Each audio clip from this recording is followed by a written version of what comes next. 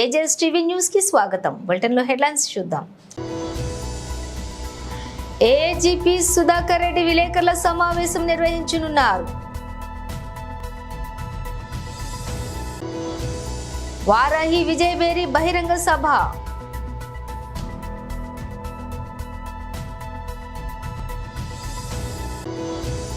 నన్ను నిండు మనసుతో ఆశీర్వదించండి. నాగర్ కర్నూలు లోక్సభ ప్రజలకు సేవ చేసే అవకాశం ఇవ్వండి.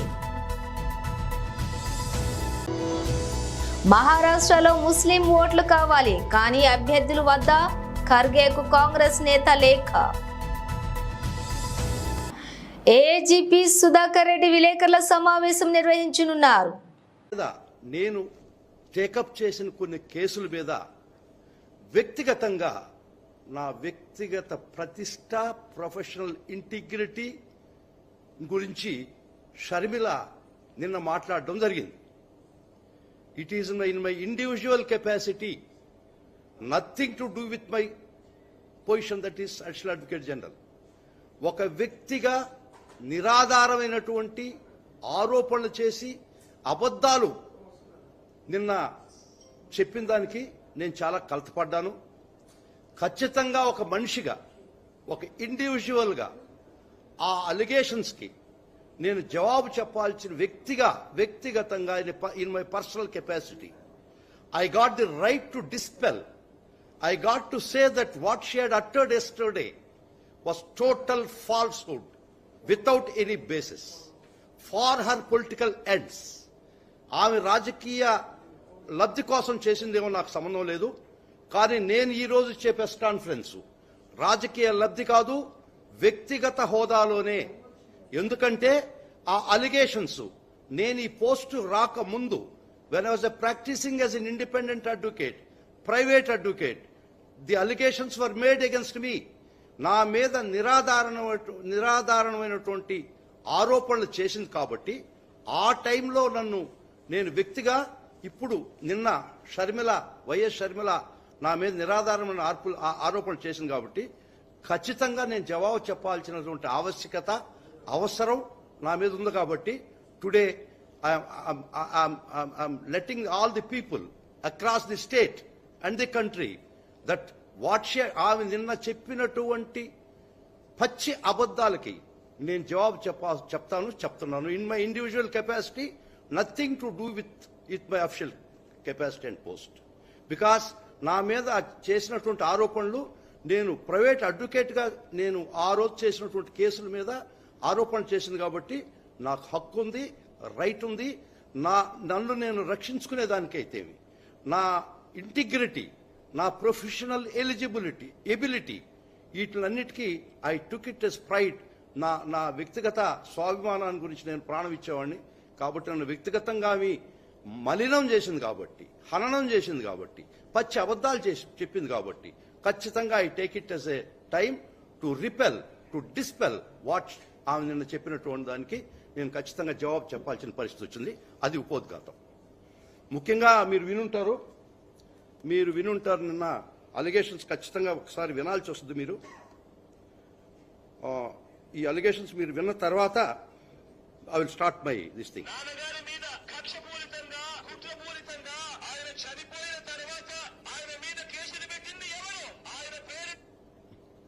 ఒక్క నిమిషం సారీ.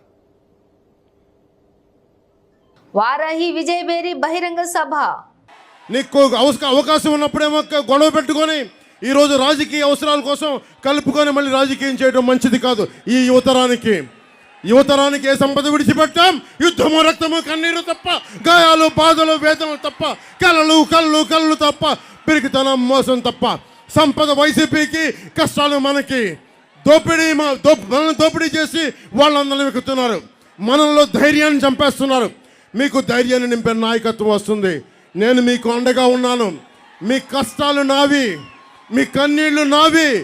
నేను మీకోసం పనిచేస్తాను. రామచంద్రాపురం నియోజకవర్గం మన జనసేన పోటీ చేయాల్సింది, కానీ కూటమి ధర్మం ప్రకారం నేను మన స్థానాన్ని తెలుగుదేశం పార్టీకి ఇవ్వడం జరిగింది. ఎందుకంటే మనం 175 స్థానాల్లో జనసేన పోటీ చేస్తున్నట్టే, 175 స్థానాల్లో భారతీయ జనతా పార్టీ పోటీ చేస్తున్నట్టే. 175 స్థానాల్లో తెలుగుదేశం పోటీ చేస్తున్నట్టే. ఈసారి స్థిరత్వం కావాలి, సుస్థిరత కావాలి, మీకు ఉపాధి అవకాశాలు కావాలి, వలసలు ఆగాలి, సాగునీరు రావాలి, తాగునీరు కావాలి, కాలుష్యం పోవాలి, రోడ్లు గుంతలు లేని రోడ్లు కావాలి, ప్రతి ఒక్కరికి అండగా ఉండే ప్రభుత్వం రావాలి. ఆ దిశగా నేను ఈ రోజున తెలుగుదేశం సైకిల్ గుర్తు మీద మన రామచంద్రాపురం నుంచి వాసంశెట్టి సుభాష్ గారిని మనస్ఫూర్తిగా గెలిపించమని మిమ్మల్ని కోరుకుంటా ఉన్నాను. అలాగే మన అమలాపురం పార్లమెంట్ అభ్యర్థిగా మనకి జిఎం హరీష్ గారిని గెలిపించవలసిందిగా కోరుకుంటున్నాను. మన అందరూ చెప్తా ఉన్నారు, పిఠాపురంలో మనం విజయకేతనం ఎగరవేస్తున్నాం. దానికి తెలుగుదేశం పార్టీ సంపూర్ణ సహాయ సహకారాలు అందిస్తూ ఉంది. అలాగే మన మద్దతు ఉన్న నియోజకవర్గాల్లో, మన జనబలం ఉన్న నియోజకవర్గాల్లో మన కంపల్సరీగా తెలుగుదేశం పార్టీకి, భారతీయ జనతా పార్టీకి మన మద్దతు ఇవ్వాల్సిన అవసరం ఉంది. వైసీపీ పాలన చూసాం, మొన్న కొట్టుకున్నారు, ఈరోజు కలిసిపోయారు. అలా కాకుండా ఎప్పుడు కూడా గొడవలు పెట్టే వ్యక్తిత్వం సమాజం కాదు, కలిపే ఉంచే వాళ్ళు కావాలి. దాంట్లో భాగంగానే నేను మన జనసేన నాయకులందరికీ, సీట్లు త్యాగం చేసిన జనసేన నాయకులందరికీ పేరు పేరున మనస్ఫూర్తిగా నా కృతజ్ఞతలు చెప్పుకుంటా ఉన్నా. ఇది నా సైన్యం. మా ఆడపడుచులకి ఒకటే మొక్కుతున్నా, అమ్మా మీరు కూటమిని గెలిపించండి, మీ కష్టాలతో మేము అండగా ఉంటాం, మీకోసం నిలబడతాం. పవన్ కళ్యాణ్ ది గ్యారంటీ, మీకు అండగా ఉంటామని తెలియజేసుకుంటూ, అలాగే మండపేట కూడా మన జోగేశ్వరరావు నన్ను నిండు మనసుతో ఆశీర్వదించండి. నాగర్ కర్నూలు లోక్సభ ప్రజలకు సేవ చేసే అవకాశం ఇవ్వండి. కందనులు గడ్డ కాషాయమయమైంది. ఎప్పుడన్నా ఊహించారా ఇట్లా అవుతుందని? భవిష్యత్తులో ఖచ్చితంగా అంబేద్కర్ గారి సాక్షిగా మీ అందరి ఆశీర్వాదంతో పార్లమెంట్ లో అడిగి పెట్టాలని మీ అందరినీ దీవించమని కోరుకుంటున్నాను. ఈ రోజు కుల మతాలకు అతీతంగా భారతదేశాన్ని అన్ని రంగాల్లో అభివృద్ధి వైపు పరిగెత్తిస్తున్న నరేంద్ర మోడీ గారు, ఆయనకెవరు పోటీ లేరని చెప్పే ఎన్నికలు ఈ లోక్సభ ఎలక్షన్స్. ఈ ఎలక్షన్స్ లో నన్ను అభ్యర్థిగా ప్రకటించడం మా నాన్నగారి మంచితనం వల్ల మీ అందరికీ సవినయంగా తెలియజేస్తున్నాను. మీ అందరి ఆశీర్వాదంతో, నా తల్లిదండ్రుల దీవెనలతో పార్టీ ఈ రోజు నాకు గొప్ప సువర్ణ అవకాశం కలిగించింది. ఆ అవకాశం ఏంటంటే మీ అందరికీ సేవ చేసుకునే అవకాశం. ఇటువంటి అవకాశాన్ని సద్వినియోగపరచుకోవడానికి ఎండనకుండా మీ ఇంట్లో నుంచి బయలుదేరిన ప్రతి ఒక్కరికి పేరు పేరు నా పాదాభివందనం చేసుకున్నాను. ఇప్పుడు నాకు మీ అందరినీ ఇంత ఎండలో చూస్తే నాకు గెలిచిన సంతోషం కలుగుతుంది. దానికి అంతటికీ మీరే కారణం. రేపు పొద్దున నరేంద్ర మోడీ గారు 3వసారి ప్రధానమంత్రి అయ్యేది మీ అందరి వలనే. ఈ రోజు ఎలక్షన్స్ ఇంకా 17 రోజులే మిగిలింది. కిషన్ రెడ్డి గారు ఎప్పుడు చెప్తాడు, ప్రజల్లోనే ఉండు, ఎక్కడికి వెళ్ళకని. నేను గత 15 ఏళ్లుగా ప్రజల్లోనే ఉన్నాను. గత 5 సంవత్సరాలుగా కల్వకుర్తి జెడ్పీటీసీగా ప్రజలకు సేవ అందిస్తూనే ఉన్నాను. మీ అందరి ఆశీర్వాదం పొందితే మరొక 20 ఏళ్ల పాటు మీ ఇంటి కుటుంబ సభ్యుడిగా, మీ బిడ్డగా పార్లమెంట్ లో అడుగుపెట్టి మీ అందరి రుణం పేరు పేరున. డీటెయిల్స్ చూస్తే మహారాష్ట్రలో మొత్తం 48 లోక్సభ నియోజకవర్గాలు ఉండగా ఎన్నికల బరిలో నిలిపేందుకు ముస్లిం అభ్యర్థి ఒక్కరు కూడా దొరకలేదా అంటూ కాంగ్రెస్ హైకమాండ్ ను ఆ పార్టీ సీనియర్ నేత మహ్మూద్ ఆరిఫ్ నజీం ఖాన్ నిలదీశారు. మహావికాస్ అఘాడీ తరపున మహారాష్ట్రలో ఒక్క ముస్లిం నేతకు టికెట్ ఇవ్వకపోవడంపై ఆరిఫ్ మండిపడ్డారు. ఇదే విషయంపై పార్టీ జాతీయ అధ్యక్షులు మల్లికార్జున ఖర్గేకు ఆయన లేఖ రాశారు. రాష్ట్రంలో ముస్లింల ఓట్లు కావాలి కానీ ముస్లింల అభ్యర్థులు మాత్రం వద్దా అంటూ నిలదీశారు. హైకమాండ్ తీరుకు నిరసనగా పార్టీ ప్రచార బాధ్యతల నుంచి తప్పుకుంటున్నట్లు లేఖలో వెల్లడించారు. ఈ ఎన్నికల్లోని పార్టీకి ప్రచారం చేయబోనని ఆరిఫ్ స్పష్టం చేశారు. మహారాష్ట్ర మాజీ మంత్రి మహ్మూద్ ఆరిఫ్ ఈ ఎన్నికల్లో Mumbai North North Central ticket ఆశించినట్లు సమాచారం. ప్రస్తుతం 60 ఏళ్ల వయసులో ఆరిఫ్ను పార్టీ పరిగణలోకి తీసుకోకుండా ముంబై నార్త్ సెంట్రల్ టికెట్ను వర్ష గైక్వాడ్కు కేటాయించింది. దీనిపై అసంతృప్తి వ్యక్తం చేసిన ఆరిఫ్ ఈ ఎన్నికల్లోని పార్టీ తరఫున ప్రచారం చేపట్టలేనని తేల్చి చెప్పారు. పార్టీలో అన్ని మతాలకు సమ ప్రాధాన్యత కల్పించాలనేది సిద్ధాంతానికి కాంగ్రెస్ దూరం అవుతోందని ఆరోపించారు. కాంగ్రెస్ లో మైనారిటీలకు జరుగుతున్నటువంటి అన్యాయంపై ఎదురవుతున్నటువంటి ప్రశ్నలకు బదులివ్వలేకపోతున్నట్లుగా ఆరిఫ్ చెప్పారు. విశాఖ ఉత్తర నియోజకవర్గం ఎమ్మెల్యే అభ్యర్థి కేకే రాజు నియోజకవర్గంలో గల పలు జిమ్లను శనివారం సందర్శించారు.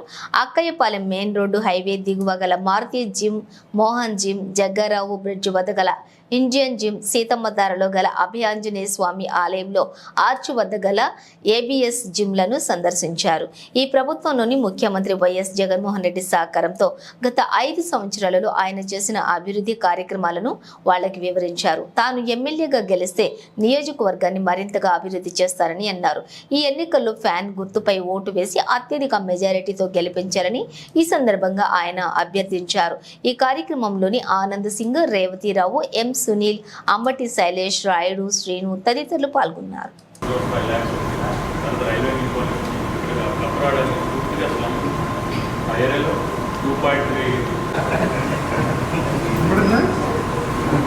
మీ దగ్గరికి చాలా ఎక్కువ మంది వస్తారు. మీ దగ్గరికి ఎక్కువ మంది వస్తుంటారు. తిరగని సమస్య అందరూ మోటివేట్ చేయాలి.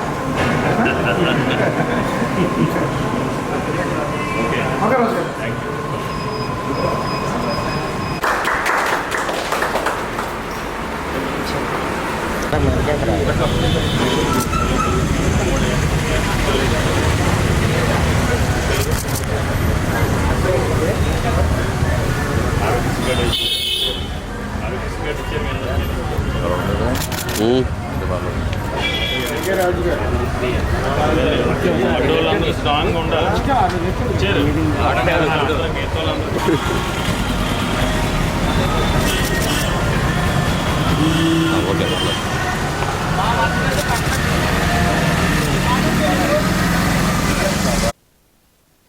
లోక్సభ ఎన్నికల్లో భాగంగా మల్కాజ్గిరి పార్లమెంటు నియోజకవర్గం బీఆర్ఎస్ పార్టీ అభ్యర్థి రాగిడి లక్ష్మారెడ్డి నాగారం మున్సిపాలిటీ పరిధిలోని రెట్రో హాల్లో కార్యకర్తల సమావేశం నిర్వహించారు. ఈ సమావేశానికి ముఖ్య అతిథిగా మాజీ మంత్రి మేడ్చల్ ఎమ్మెల్యే చామకూర మల్లారెడ్డి హాజరయ్యారు. ఈ సందర్భంగా ఆయన మాట్లాడుతూ కాంగ్రెస్ ప్రవేశపెట్టిన 6 పథకాల్లోని పసలేదు బుసలేదు అన్నారు. కాంగ్రెస్ పార్టీ అంటే మోసం అన్నారు. నగదు ఇచ్చే పథకాలు పూర్తిగా బంద్ చేశారన్నారు. కాంగ్రెస్ నాయకులు వాళ్లే కొట్లాడుకోవటానికి సరిపోతుందన్నారు. ఇక రాష్ట్రానికి బీజేపీ ఏమీ చేయలేదని ఎద్దేవా చేశారు. ఈటెల రాజేందర్ కలిసినప్పుడు మామూలుగా ఆల్ ది బెస్ట్ అని చెప్పాను, దానికే రాద్ధాంతం చేస్తున్నారని విమర్శించారు. పగవాడిని కూడా ఫ్రెండ్లీగా చూసే తత్వం నాదన్నారు. ఎవరు అభివృద్ధి చేస్తున్నారో ప్రజలకు అంతా తెలుసన్నారు. మేడ్చల్ జిల్లాను అన్ని రంగాల్లో అభివృద్ధి చేశానని తెలిపారు. రాష్ట్రంలో ఎవరు చేయని అభివృద్ధిని కేసీఆర్ ఆశీర్వాదంతో చేశానని అన్నారు. పాలమ్మినా పూలమ్మినా అనే డైలాగ్ చెబితే ప్రపంచమే నివ్వెరపోయిందని సోషల్ మీడియాలో రికార్డులు సృష్టించిందన్నారు. మల్లన్న తుమ్మితే తుఫాన్ వస్తుందన్నారు. బీజేపీ అంటే దమ్మే లేదన్నారు. రాముడు అక్షంతలని ప్రజలను మభ్యపెడుతున్నారన్నారు. అలాగే మీరంతా కలిసి రాగిడి లక్ష్మారెడ్డిని భారీ మెజారిటీతో గెలిపించాలని కోరారు.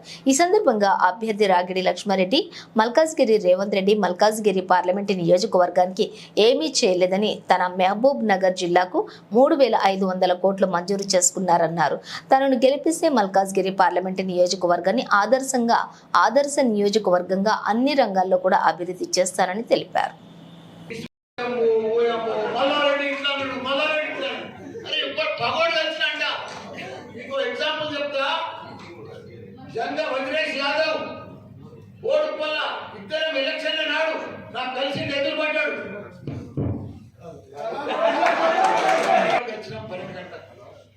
ఇద్దరం ఎదురుపడ్డాం డ్యామేజింగ్ బోర్డు వల్ల. నేనే పోయినా, వాళ్ళకు ఫ్రెండ్షిప్ తెలియదు, స్నేహం తెలియదు, స్పోర్టీ తెలియదు. ఒక మొండి మనుషులు, ఒక రౌడీ లెక్క పొడిచేస్తావా, పొడిచేస్తావా, గుర్తేస్తా. స్పోర్టీ ఉండాలి. ఎలక్షన్ అంటే వస్తూనే ఉంటాయి, కొట్లాడుతూనే ఉంటాం, పోతూనే ఉంటుంది, గెలుస్తూనే ఉంటాం, ఓడిపోతూనే ఉంటాం. అదంతా మామూలే. ఎలక్షన్ మామూలు, ఫ్రెండ్లీ. మనమంతా ఒకనాడు సంజయ్ యాదవ్ నేను ఎంపీగా నిలబడ్డా, ఆయన ఎమ్మెల్యే నిలబడ్డాడు తెలుగుదేశంలో. మళ్ళీ ఆయన ఓడిపోయి నేను గెలిచిన. అదే ఫ్రెండ్షిప్ తోటి మొన్న కలిసిన నా ఎలక్షన్ల ఎదురుపడ్డం కాగలించుకున్న నేనే పోయి కాగలించుకొని సంఘాన్ని అనుభవ తెలుస్తున్నాం అని చెప్పి వైరల్ చేసాడు. నా పని ఏంటంటే అప్పటి మనిషికి ఎదుటి మనిషిని మనకు కృషి చేసే పని. మరి వదిలేసి యాదవ్ గెలిచిందా గీలో పని కూడా కనిపిస్తుంది.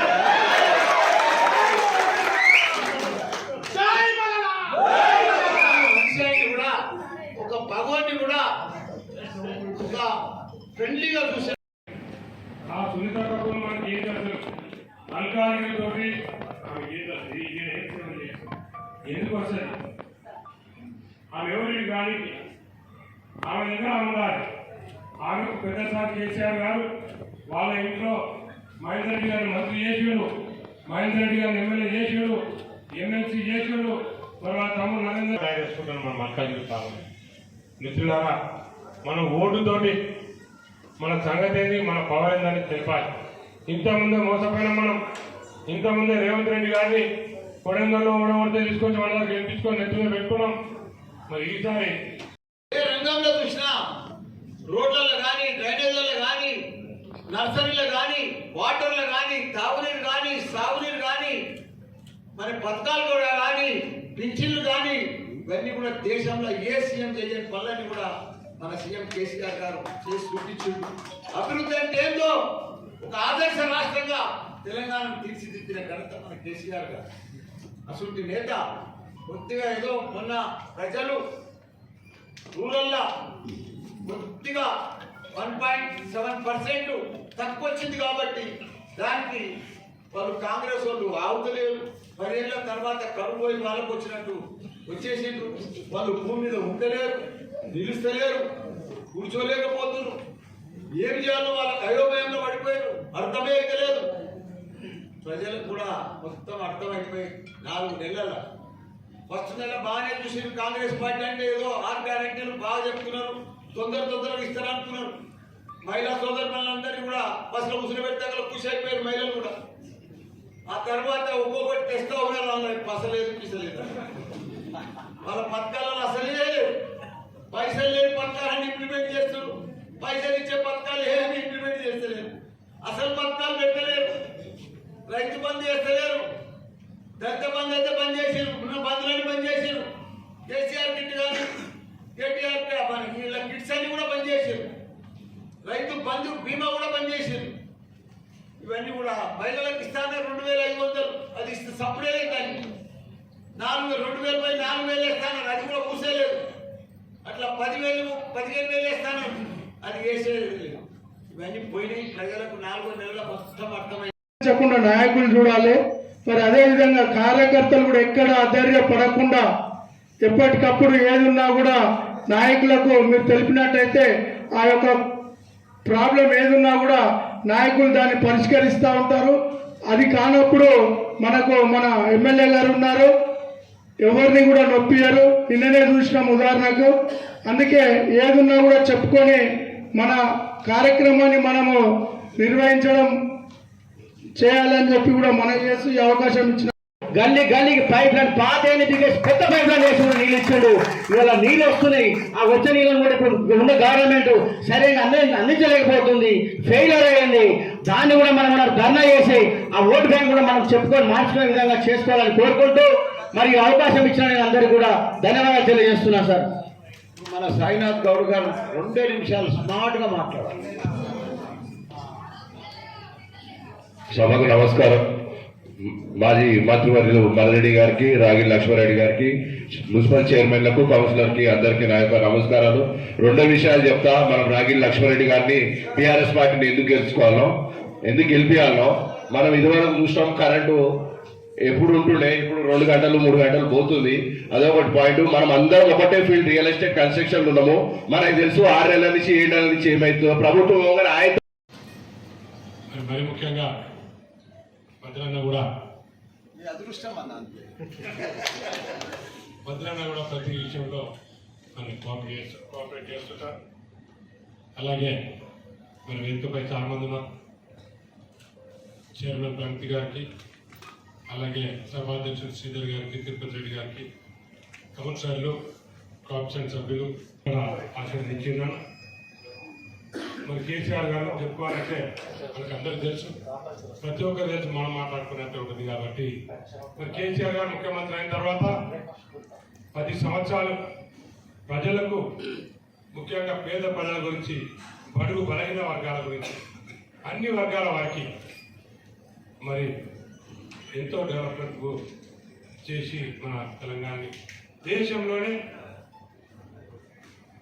డెవలప్ అయ్యే రాష్ట్రాలలో మన రాష్ట్రాన్ని ముందంజలో పెట్టి మెదక్ జిల్లా చిలిపిచేటు మండలంలోని గ్రామాల్లో బీజేపీ అభ్యర్థి రఘునందన్ రావు రోడ్ షో నిర్వహించారు. అన్ని గ్రామాల్లో బీజేపీ కార్యకర్తలు రఘునందన్ రావుకు ఘనంగా స్వాగతం పలికారు.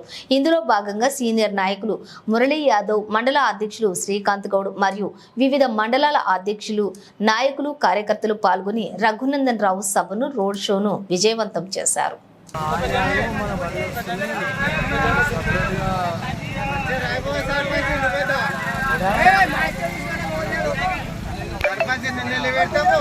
బల్బులు నల్ల పెడతాము,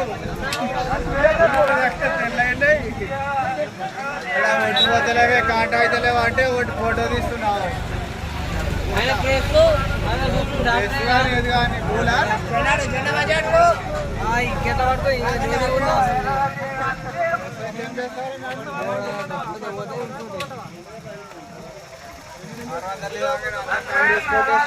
బులెటిన్ ముగించే ముందు హెడ్లైన్స్ మరోసారి.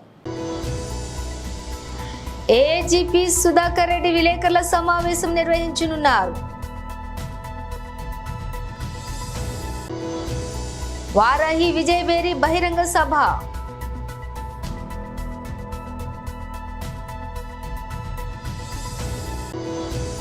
నన్ను నిండు మనసుతో ఆశీర్వదించండి. నాగర్ కర్నూలు లోక్సభ ప్రజలకు సేవ చేసే అవకాశం ఇవ్వండి. మహారాష్ట్రలో ముస్లిం ఓట్లు కావాలి, కానీ అభ్యర్థులు వద్ద ఖర్గేకు కాంగ్రెస్ నేత లేఖ. ఇవి బులెటిన్ విశేషాలు. మరో బులెటిన్ మళ్ళీ కలుద్దాం.